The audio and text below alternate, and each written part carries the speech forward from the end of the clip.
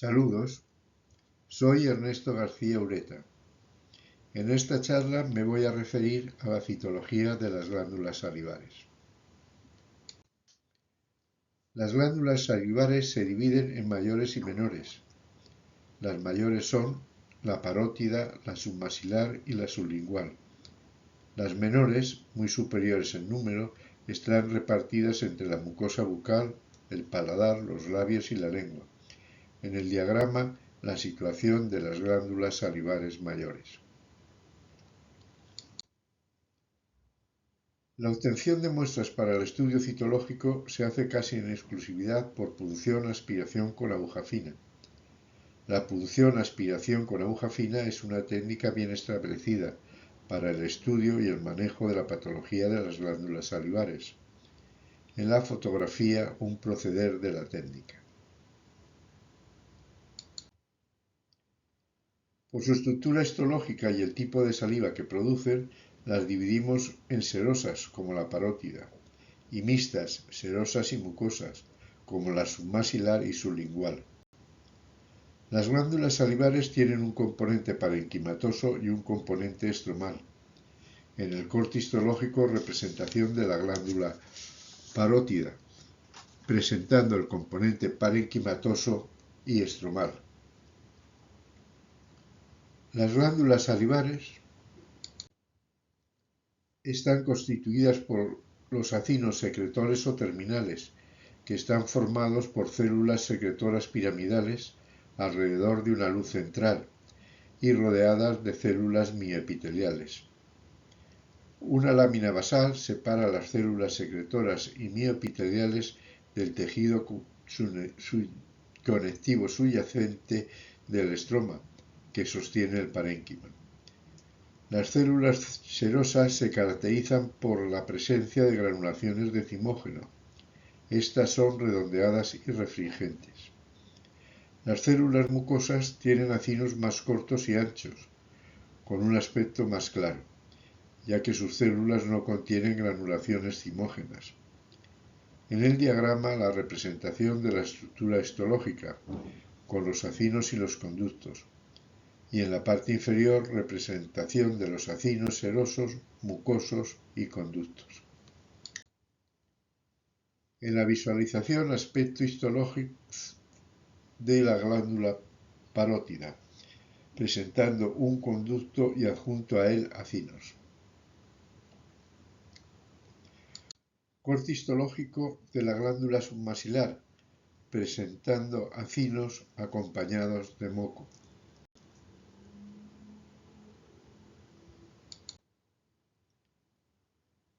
Perfil microscópico de los conductos de tamaño grande, seccionados transversalmente, formados por epitelio cilíndrico junto con acinos de glándula serosa con citoplasmas finamente granulares.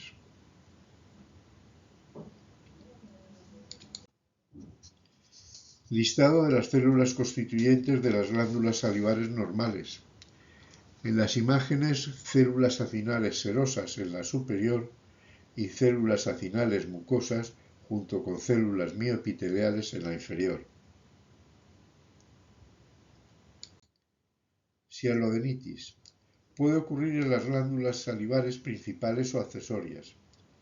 La inflamación de las glándulas salivares puede tener un carácter inespecífico, con un curso agudo o crónico, con el cuadro citológico propio de estos tipos de inflamaciones. Su cuadro citológico varía según el momento evolutivo de la enfermedad. A medida que va evolucionando, va desapareciendo las células acinales, reemplazándolas por células ductales. La inflamación específica presenta una amplia variedad de agentes causales. La sialodenitis aguda se atribuye a una infección viral o bacteriana. Diferentes factores afectan la susceptibilidad para la infección bacteriana de las glándulas salivares. Entre ellos destaca la reducción del flujo salivar. Una amplia variedad de bacterias pueden estar implicadas en esta patología, pero el estafilococo aureus es el causante más frecuente. El proceso lleva consigo una infiltración de componentes glandulares y del estroma, por la presencia de polinucleares neutrófilos. La sialadenitis crónica es un hallazgo relativamente común de las glándulas salivares menores y también de la submaxilar, debido a la mayor proporción de mucina de la saliva por ella segregada y con menor frecuencia de la parótida. La obstrucción de los conductos es la causa más frecuente, especialmente en la glándula submaxilar. Se caracteriza por la pérdida de acinos en grado variable, dilatación ductal e infiltración inflamatoria crónica. Los aspirados son poco celulares, con linfocitos y células plasmáticas, generalmente sin elementos acinares. Expresión de atrofia de las estructuras acinares y dilatación de elementos ductales. Sialadenitis granulomatosa. Como en el resto de otras localizaciones, los procesos granulomatosos se pueden considerar en dos grupos, con necrosis o sin necrosis. La formación de granulomas lleva consigo la presencia de células multinucleadas, células epitelioides y celularidad linfoide. En la imagen listado de las posibles causas de procesos granulomatosos y extendido citológico con células multinucleadas y linfocitos. Detalle del extendido citológico con células grandes multinucleadas acompañadas de celularidad linfoide.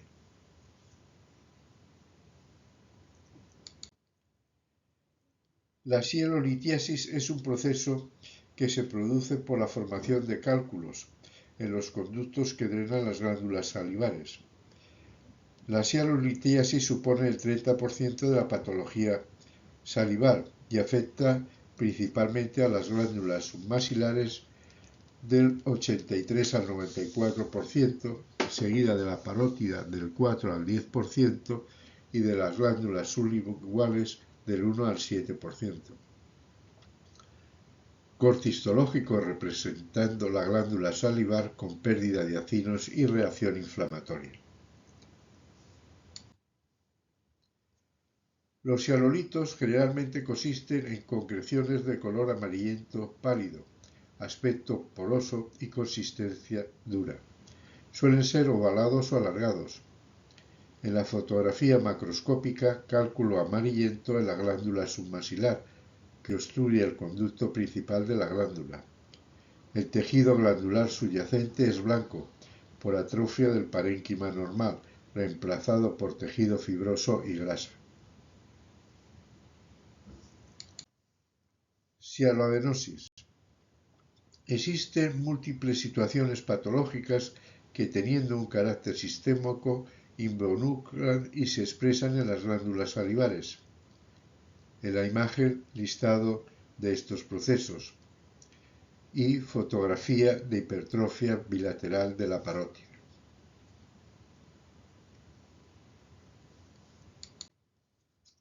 La sialoadenosis es un proceso poco frecuente. Histológicamente supone un aumento de los acinos y posterior sustitución por tejido adiposo. En la pantalla, aspecto de un grupo de células acinares. Lesión linfoepitelial benigna. Microscópicamente muestra un parénquima glandular afectado por infiltrado inflamatorio, conteniendo aisladas islas mioepiteliales. Las islas consisten en nidos epiteliales rodeados y ocasionalmente infiltrados por células linfoides. El cuadro citológico de la aspiración presenta abundantes linfocitos, con acúmulos y agregados de células epiteliales benignas. En los casos en que el componente epitelial es escaso o está ausente, no es posible hacer el diagnóstico por citología. Imagen macroscópica de una lesión linfoepitelial benigna. La lobulación normal de la glándula ha sido sustituida por un patrón grosero. El tejido es más pálido y carnoso que la glándula normal. La lesión linfoepitelial benigna corresponde a un amplio espectro de enfermedades. La histología del proceso varía según el estado de la enfermedad. En la imagen, corte histológico de glándula salivar con importante infiltrado linfoide.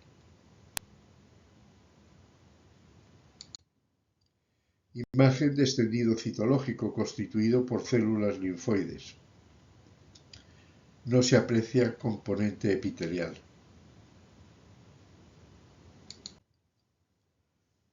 Lesión linfoepitelial benigna en los síndromes de Sjögren y de Mikulicz. En estas patologías puede haber agrandamiento parcial o completo y a veces bilateral de las glándulas salivares. La parótida es la glándula más frecuentemente afectada. El examen histológico muestra atrofia acinar, con infiltrado por linfocitos, plasmáticas, neutrófilos, eosinófilos e histocitos. El cuadro citológico muestra principalmente una población linfoide con presencia de células ductales y escasos elementos acinares. El propósito del estudio citológico es descartar la existencia de un linfoma, que puede suceder en ambos síndromes. La lesión linfoepitelial benigna en pacientes con SIDA representa una manifestación temprana de la infección por SIDA y raramente se encuentra en pacientes con estados avanzados de la enfermedad. Es bilateral en la mitad de los casos, aunque puede tener un inicio unilateral. En el extendido citológico presenta cambios similares a los de otras localizaciones, con presencia de neutrófilos y plasmáticas. Mucocele, quiste mucoso de retención. Se trata de una formación quística tapizada por epitelio. Generalmente está causado por obstrucción parcial de un conducto. Muestra una celularidad escasa, formada por macrófagos y leucocitos y pocas o ausentes células epiteliales. Aspecto de un espellado constituido principalmente por histocitos.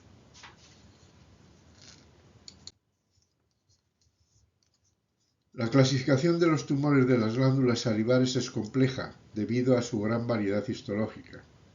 Se requiere cierta experiencia en el diagnóstico debido a la diversidad de la celularidad.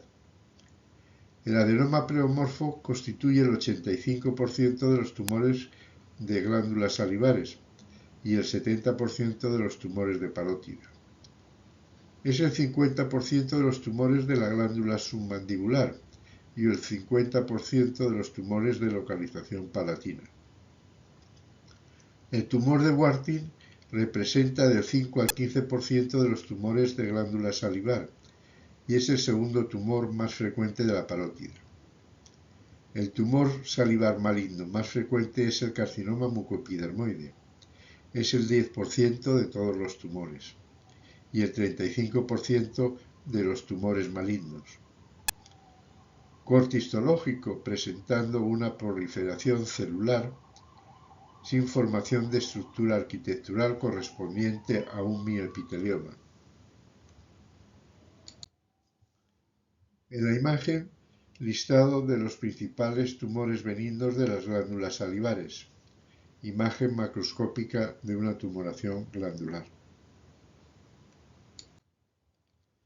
El adenoma pleomorfo es el tumor más frecuente de las glándulas salivares.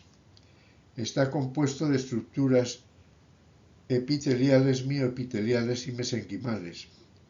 Las variaciones histomorfológicas son muy amplias en aspecto y proporción en diferentes zonas del mismo tumor y entre distintos tumores. Fotografía macroscópica de adenoma pleomorfo, presentando la superficie de corte que muestra un tejido blanquecino homogéneo y formación de quistes y hemorragias.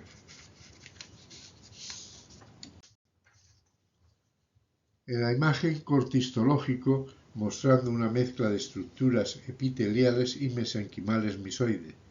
Se aprecian estructuras ductales en abundante material misoide.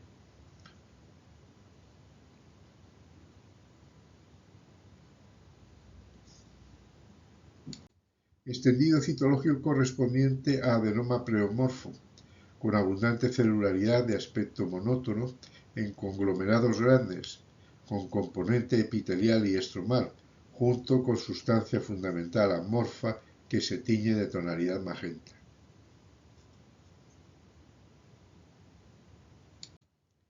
Extendido citológico con grandes acúmulos cohesivos, íntimamente mezclados con matriz estromal fibrilar y ocasionales células epiteliales aisladas. El aspecto de las células epiteliales es regular, monótono. Cuadro citológico mostrando acúmulos de sustancia fundamental amorfa, englobando escasas células, y dos placas de elementos epiteliales. Aspirado citológico con elementos celulares en forma dispersa y pequeños grupos con células redondas o ovaladas.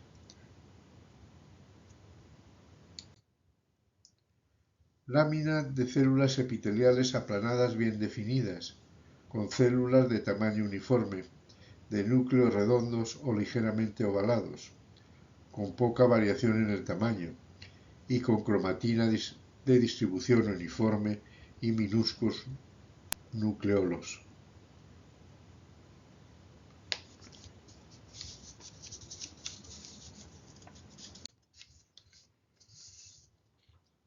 Adenoma de células basales usualmente se presenta en las glándulas salivares menores del labio superior.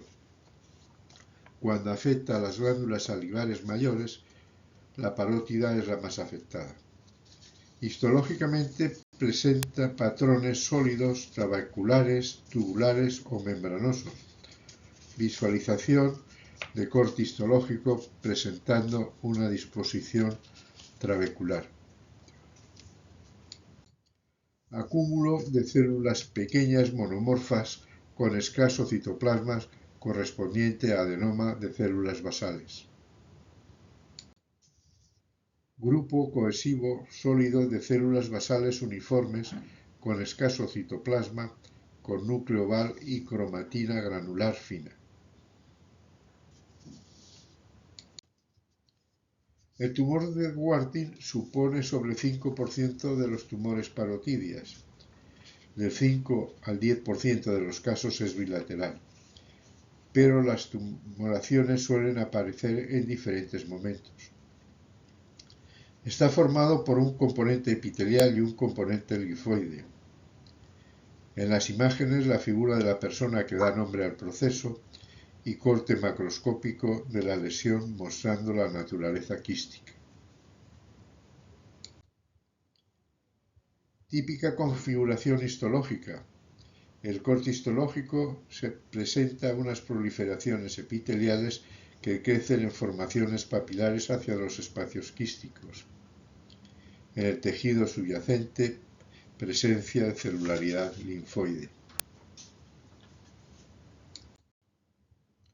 En la imagen, una lámina bidimensional de células regulares monomorfas, correspondiente a oncocitos rodeada por linfocitos. Lámina de oncocitos con citoplasmas bien delimitados acompañado de algunos linfocitos. Visualización de un fondo de apariencia micoide con celularidad linfoide y una placa regular de células con citoplasma finamente granular correspondientes a células epiteliales o sifílicas.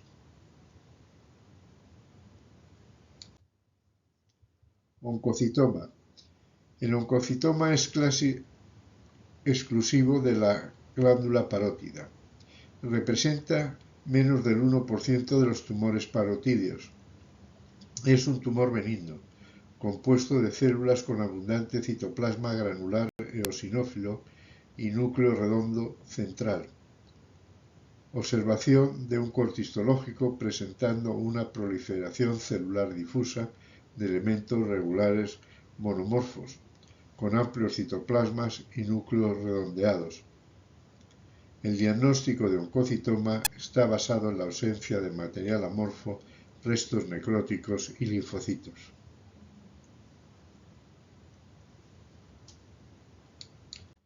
Extendido citológico con abundante celularidad monomorfa, de células grandes con abundante citoplasma. La celularidad está constituida exclusivamente por este tipo de elementos celulares.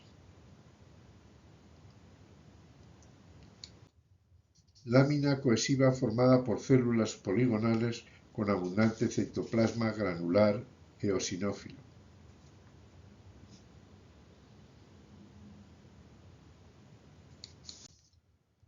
Aspecto citológico de las células oncocíticas con las tinciones de Papanicolau y Myglumba-Ginsa, presentando núcleos redondeados y amplios citoplasmas densos.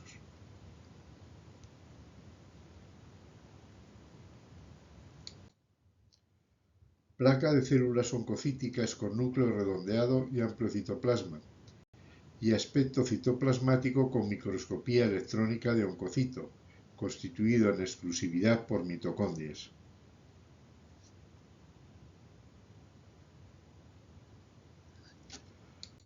Adenoma sebáceo. Es un tumor infrecuente. Está formado por una proliferación de células sebáceas. En la imagen, corte histológico formado por nidos de células sebáceas.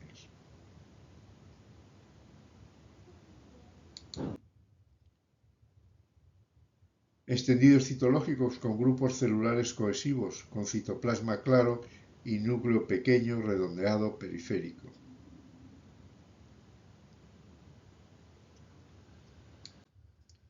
El miopitelioma es un tumor raro de glándulas salivares, compuesto en exclusividad por células miopiteliales. Se le conocen varios tipos morfológicos: fusiforme, plasmocitoide, epitelioide y de células claras. En la pantalla, corte histológico del tumor, presentando una proliferación celular de elementos fusiformes en sólido crecimiento sin patrón arquitectural.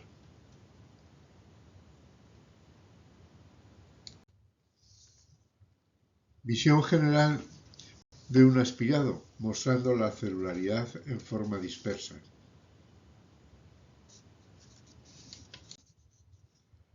Aspirados citológicos con discreta celularidad dispersa, con núcleos redondeados u ovales y citoplasmas no precisos, con importante componente mesenquimal en una de las imágenes.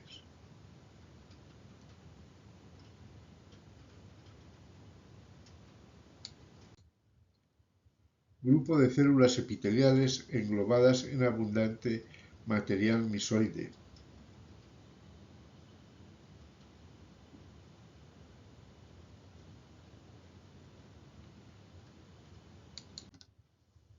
Celularidad miopitelial con hábito plasmocitoide en las tinciones de Papanicolau y Myglumba-Ginsa.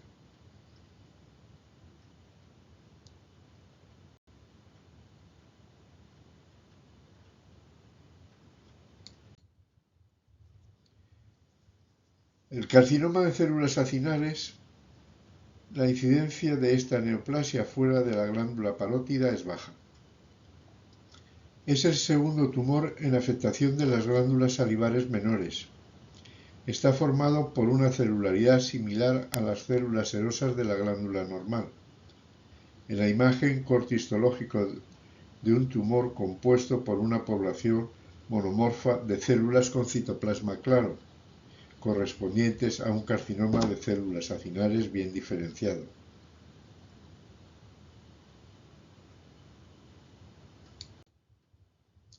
Fondo limpio, con lámina bidimensional compacta, de células con amplios citoplasmas basófilos granulares.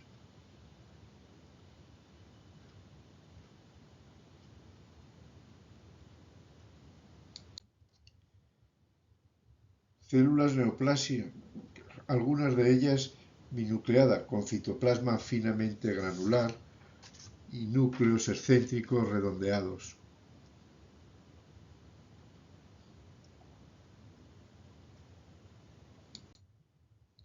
Celularidad con ligero pleomorfismo, con núcleos redondeados y nucleolos evidentes, y citoplasmas amplios granulares.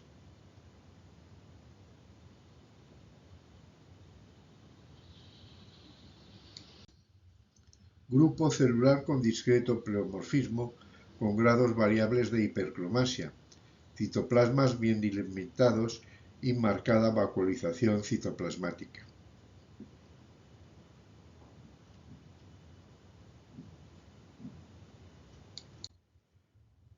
El carcinoma adenoide quístico supone del 3 al 5% de los tumores de las glándulas salivares. Se puede presentar en las glándulas mayores y menores.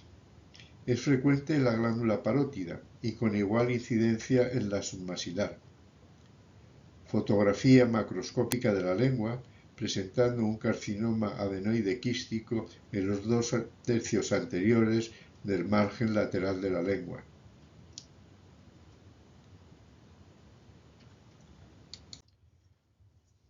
Corte histológico, presentando células epiteliales pequeñas monomorfas delimitando espacios quísticos, dando un patrón cribiforme.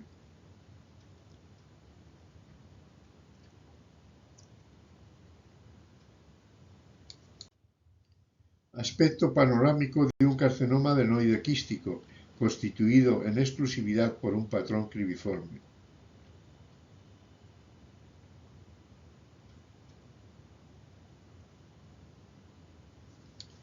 Punción aspiración con aguja fina de carcinoma adenoide quístico, mostrando estructuras esferoidales formadas por células regulares pequeñas con escaso citoplasma, conteniendo en su interior un material translúcido de membrana basal, en la tinción de Papanicolau.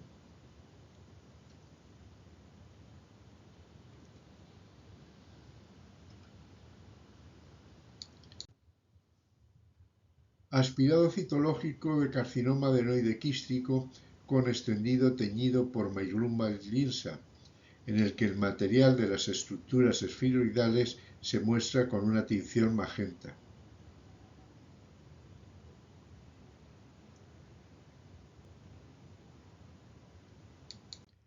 Estructuras esferoidales compuestas de células neoplásicas, limitando un material homogéneo, denso acelular, correspondiente a material de membrana basal.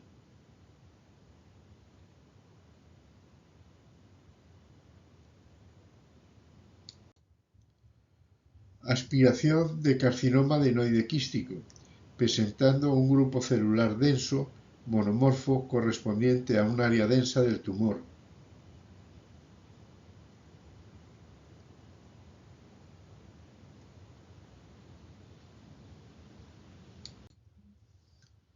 El carcinoma mucoepidermoide en la mayoría se origina de los ductos de las glándulas mayores y menores. La parótida es la glándula con mayor afectación, aunque el paladar tiene también una alta incidencia. Fotografía macroscópica con una lesión palatina correspondiente a esta tumoración.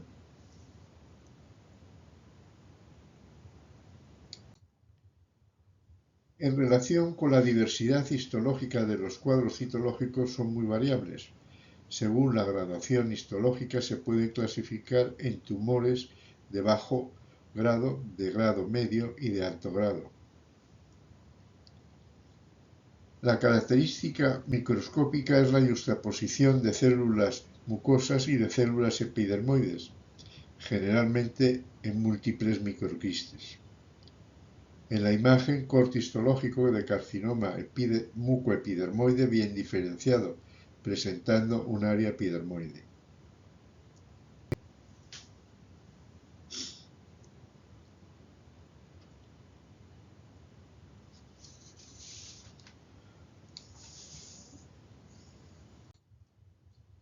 Células de carcinoma mucoepidermoide poligonales de aspecto pavimentoso, agrupadas en una pequeña placa, mostrando diferenciación escamosa con núcleos homogéneos.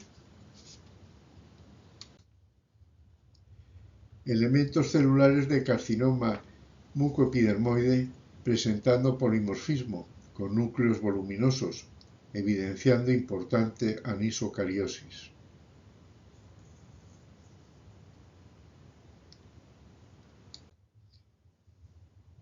Celularidad de carcinoma micoepidermoide de citoplasma bien delimitado, mostrando marcada atipia citológica con alta relación núcleo-citoplasma y nucleolo prominente.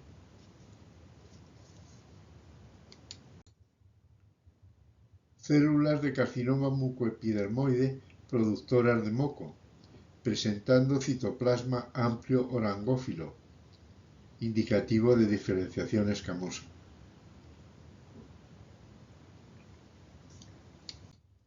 En la imagen, conglomerado de células poliédricas de tipo intermedio y células productoras de moco.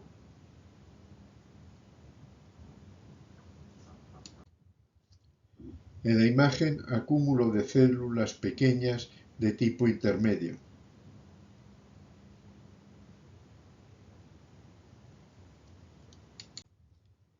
El adenocarcinoma mucinoso constituye del 3 al 4% de todas las neoplasias salivares. Su localización más frecuente es en las glándulas salivares menores, seguidos de la parótida. En la foto, una tumoración en el suelo de la boca.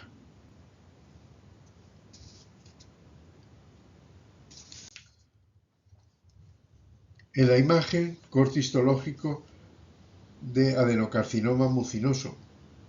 La celularidad está constituida por elementos mucosos.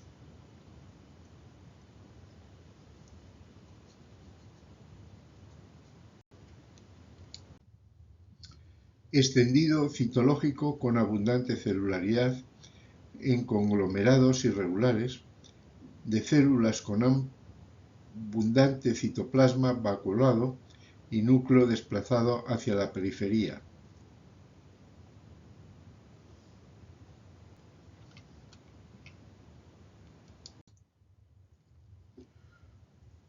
En el extendido, células correspondientes a adenocarcinoma mucinoso, dispersas con abundante citoplasma y núcleo redondo con nucleolo evidente. Presencia de células en anillo de sello.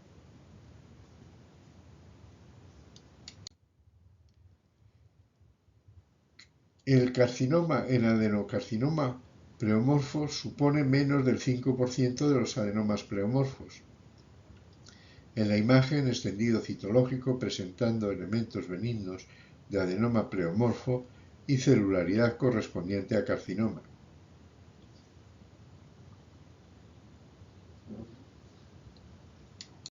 Gracias por su atención.